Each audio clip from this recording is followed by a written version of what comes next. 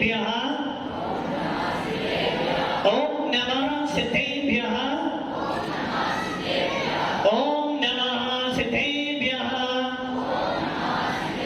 यदर्चा भावेन प्रमुदितमनादरे दुर्यः क्षणता सिद्धस्वर्गी Durgan समर्था सुखनिधि लभन्ते सद्भक्त्या शिवसुखे समाजं किमुतदा महावीर स्वामी नयन पथिगामी भवतु मे महावीर स्वामी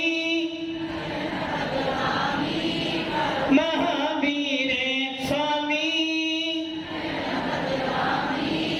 गुरुवः पंचनो नित्यं ज्ञान दर्शन नाहिका चारित्राणां गंभीरा मोक्ष मार्ग प्रदेशिका पंच परमेश्वरी भगवान की एकनाथनाथ भगवान की अंतिम संपत्ति भगवान महावीर स्वामी की आचार्य श्री कुंद भगवंत की आचार्य श्री विमल सागर जी महाराज की आचार्य गुरुदेव सन्मति सागर जी महाराज की 3 करोड़ मुनि राजा की तथा जिनवानी माता की सिद्ध चक्र महामंडल विधान की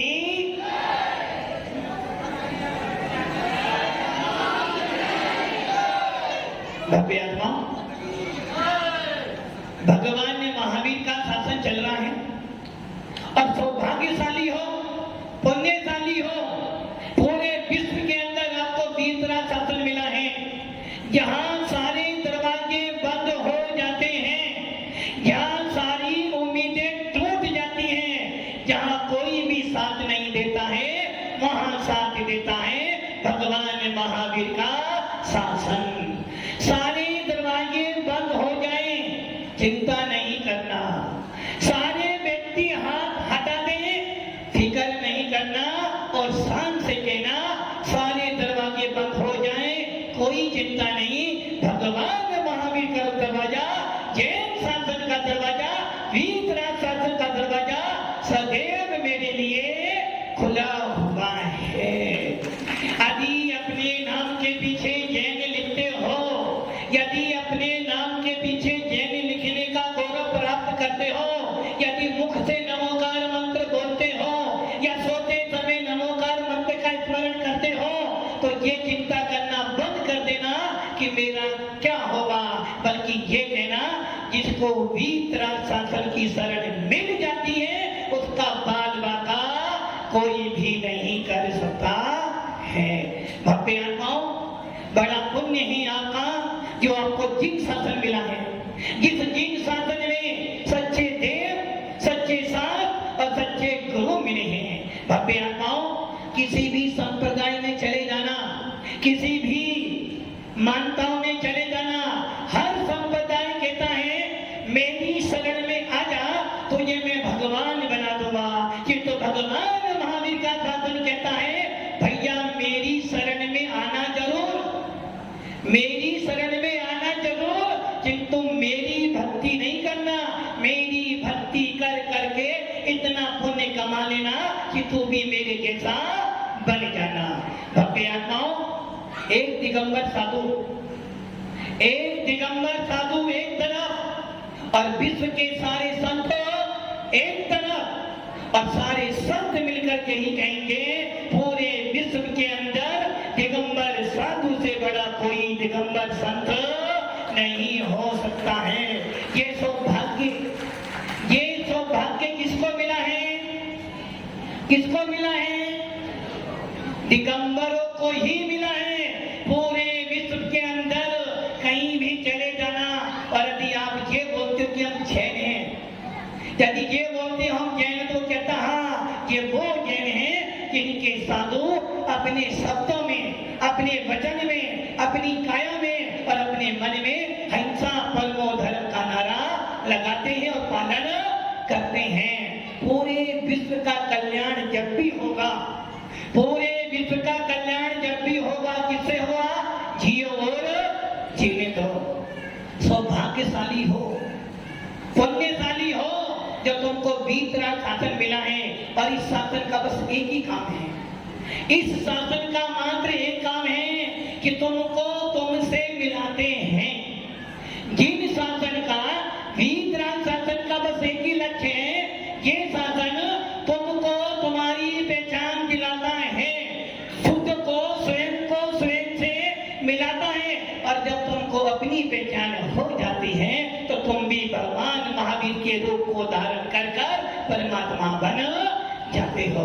जिस शासन में पानी छानकर पिया जाता है, जिस शासन के अंदर रात्रि में पानी भी नहीं पिया जाता है, और जिस शासन में सूर्य अस्त हो जाए, जिस शासन में यदि सूर्य अस्त हो जाए तो रसोई में ताला भी लग जाता है, ऐसा शासन आपको मिला है। पूरा विश्व जिस शासन के सामने नतमस्तक होता है, ऐसा जिन शासन, ऐसा भगवान महावीर का शासन आपको मिला है। पुण्यशाली हो। एक पीएम, किसी भी राष्ट्र का पीएम हो, उसके पास इतना समय नहीं कि वो जिन शासन के पास बैठ जाए। तुम्हारा पुण्य है कि आप देव सद्गुरु के सानिध्य में बैठकर आत्मा की चर्चा करने के लिए बैठे हो।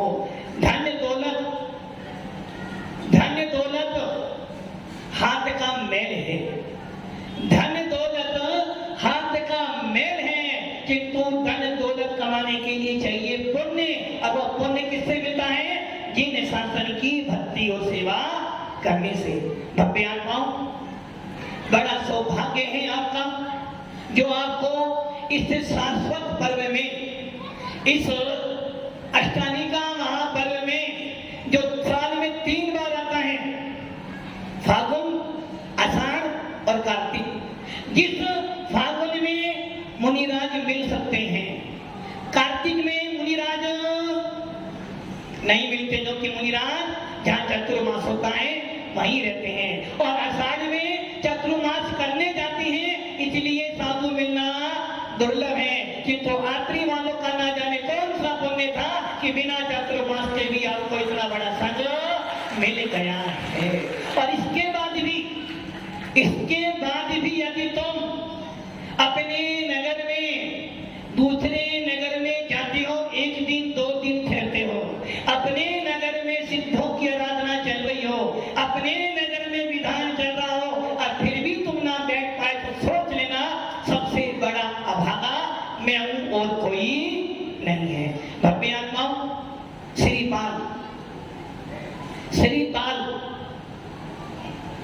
घटना एक ध्यान रखना, जैन शासन कभी बनावटी घटना नहीं करता है। भगवान महावीर के शासन में कभी मिलावट नहीं होती, और जो मिलावट करता है वो जिन शासन का न्यायी नहीं होता है। श्रीपाल और मैना कौन है? किसी भी पिक्चर के हीरो और विलेन 2 ही मुख्य होते हैं। हमारे यहाँ भी एक पिक्चर है ये, और इस पिक्चर में जिनेंद्र देव की आराधना की जा रही है। पिक्चर देखने से कर्म बनते हैं, और आराधना करने से कर्मों का अंत होता है। घर जाने से, दुकान चलाने से पाप का आश्रय होता है, और मंदिर में जाने से, जिनेंद्र देव की आराधना करने से पापों का समन होता है। पंक्ति पढ़ते हो, तुम बिन में व्याकुल भयो, तुम बिन में व्याकुल भयो, जैसे जल बिन मीन, जन्म जरा मेरी हरो, करो मोहि स्वाधीन। क्या कह रहे हो? हे भगवंत, मछली जल की रानी है, जीवन क्या उसका?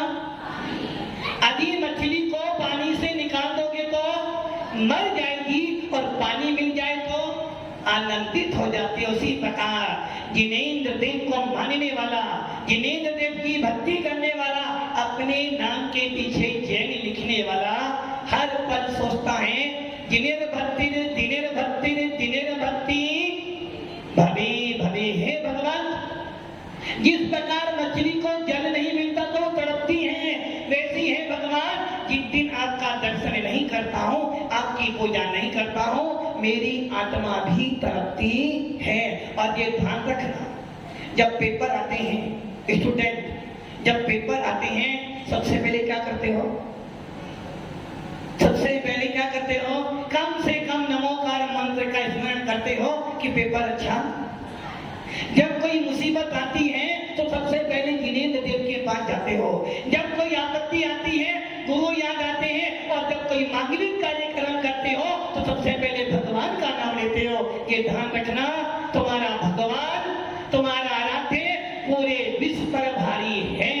ये वो भगवान है जिनके आराधना करने से सोधर इंद्र भी नौकर बनकर खड़ा हो जाता है। ये वो शासन है जिसमें सारे देवी देवता भी तुम्हारे दास बन जाते। मात्र श्रद्धा, मात्र समर्पण चाहिए। भव्य आत्माओं, हमारे इस आराधना के, हमारे इस विधान के इतिहास उठाकर देखते हैं। जब जब भी आपत्ति आई है, जब जब भी आपत्ति आई है, भले किसी पर भी आपत्ति आई हो, जब जब आपत्ति आई है सबने एक ही कारण लिया, कौन सा? मेरा कोई नहीं, मेरा कोई नहीं, मेरा कोई ना सहारा बिन तेरे, गुरुदेव संवरिया मेरे। जब भी कोई सहारा लेगा दिगंबर साधु का या दिगंबर भगवान का लेगा, सौभाग्यशाली हो कि छोटे से गांव में भी इतने मोटे संघ को रखकर इतना मोटा विधान करवा रही हो। कहीं ना कहीं तो पुण्य तुम्हारा आगे आ रहा है। अब एक काम कर लेना, एक काम कर लेना, बड़े पुण्य से विधान का अवसर मिला है 90 साल के बाद। 90 साल के बाद पहली बार विधान कर रहे हो, और ये विधान आपसे बार बार कह रहे हैं कि मेरा विधान कौन सा है? सिद्धों की आराधना। ओ मेरे आत्मपति जहाँ सिद्धों का है देश, चलो अब वहाँ चली। ये विधान अपने आप कह रहा है प्रत्येक जैन व्यक्ति का, प्रत्येक मुमुक्षु का, प्रत्येक त्यागी व्यक्ति का एक ही लक्ष्य है कि मैं सिद्ध बन जाऊं, और एक बार सिद्ध बन गए पुनः संसार में नहीं आना पड़ेगा। इतने भक्ति भाव से पूजन करो कि लगे कि मैं ही मैना सुंदरी और मैं ही श्रीपाल बनकर विधान कर रहा हूं। भव्य आत्माओं, श्रीपाल पता को क्या था? श्रीपाल अपने पूर्व में विद्याधर था। विद्याधर मतलब मनुष्य तो था, विद्याएं थी, सारा काम विद्याओं से करता था। उसका नाम था श्रीकांत। क्या नाम था? श्रीकांत। और उसकी पत्नी का नाम श्रीमती था। विद्याधर था, किंतु विद्याधर की पर्याय में घमंडी था, मानी था। जैन तो था किंतु घमंडी मानी था। और क्या करा उसने? एक दिन उसने आचार्य सुगुप्त मुनि को देखा और उनके पास जाकर नियम तो लिया, व्रत को लिए, किंतु परिणामों की खराबी होने से सारे नियम तोड़ दिए। उसका फल क्या मिलेगा बताओ बाद में। दूसरा, उसने एक जल-औषधि रिद्धिधारी मुनिनाथ, जिनके हाथ में जल जाए तो वो भी औषधि बन जाए, ऐसे मुनिनाथ को कोड़ी बोला था। क्या बोला था? कोड़ी। और उसके साथ में उसके 700 साथियों ने अनुमोदना करी। किसको कोड़ी बोला? मुनि को। एक ध्यान रखना, मुनि मुद्रा को देखकर क्या भाव बनाना? रहे सदा सत्संग मुनि का, ध्यान मुनि का नीत रहे, उन्हीं जैसी चरिया में चित्त सदा। किसी भी दिगंबर मुनि को देखकर यदि नमस्कार ना कर पाओ तो अपमान कभी नहीं करना, क्योंकि तुम्हारा द्वारा किया गया अपमान ना जाने तुम्हें किस योनि में ले जाएगा। और एक बार मुनि को सच्चे मन से हाथ जोड़ लिए तो तुम्हारे अनंत अनंत भवों के पाप 6 को प्राप्त हो जाएंगे। उस विद्याधर ने जलोषधि मुनिराजों को, रिद्धिधारी मुनिराज को कोड़ी बोला। और क्या करा उसने? एक मुनिराज को उठाया और समुद्र में, आप कर सकते हो ऐसा? मन से, वचन से, काय से कर सकते हो? नहीं करोगे। और क्या करा? फेंक तो दिया मुनि को, और जब अपनी गलती का बोध हुआ तो मुनि राम को समुद्र से निकाल भी। एक मुनि जा रहे थे, उनको चंडाल बोला। अब आप सोच लो, क्या श्रीपाल की पूजा करोगे आप? क्या श्रीपाल का नाम सुनोगे आप? जिस श्रीपाल के जीव ने मुनियों को कोड़ी बोला, जिस श्रीपाल ने मुनियों को समुद्र में डाला, जिस श्रीपाल के जीव ने मुनि को चंडाल बोला, और आज आप श्रीपाल राजा बनकर गौरव को प्राप्त करते हो। बोलो, भगवान महावीर के जीव ने भी यही काम किए थे मारीची पर्याय में, और आज भी हम महावीर को, और वो श्रीपाल जिसने मुनियों पर उत्सर्ग करा, आज वो सिद्धालय में बैठकर आनंद हो रहा है, और हम श्रीपाल बनकर जिनेंद्र देव की पूजा। एक ध्यान रखना, जीवन में कुछ होना हो, आपके पास दो चीजें हैं, एक तो है वाइफ और एक है मम्मी। बोलो, सबसे पहले मूड किसका करोगे? वाइफ का या मम्मी का? वाइफ। अब डर रहे हो, यदि मम्मी बोलते हैं तो घर में महाभारत हो जाएगी, और यदि वाइफ बोल दूंगा, मम्मी बोल दूंगा तो रामायण। हाँ, आपके पास दो चीजें, एक पति देव है और एक पापा जी है। बोलो, सबसे पहले कौन है? पापा जी। एक तरफ पापा जी और एक पापा है। बोलो, सबसे पहले कौन है? पापा जी या पापा? पापा। आपके पास में यहाँ मम्मी जी और मम्मी है। मम्मी है या वाइफ है? मम्मी। वाइफ कोई नहीं बोल रहा, किसी की आवाज नहीं आ रही। भव्य आत्माओं, वैसे ये ध्यान रख लेना, तुम्हारे पास भगवान नाराज हो जाएंगे तो वो भगवान नहीं होंगे। मेरी बात ध्यान से सुनना, भगवान नाराज हो जाएंगे तो वो वीतरागी, भगवान नाराज तो वीतरागी नहीं। इसलिए भगवान नाराज होते नहीं हैं, क्योंकि वो तो मोक्ष में चले गए। जिनवाणी से इतना ही प्रयोजन है, तिजोरी में अलमारी में ताला बंद कर दिया और एक चढ़ा दिया, ज्ञावाणी के ज्ञान से सूझे लोका लो, सोवाणी मस्त करो सदा देखो धो।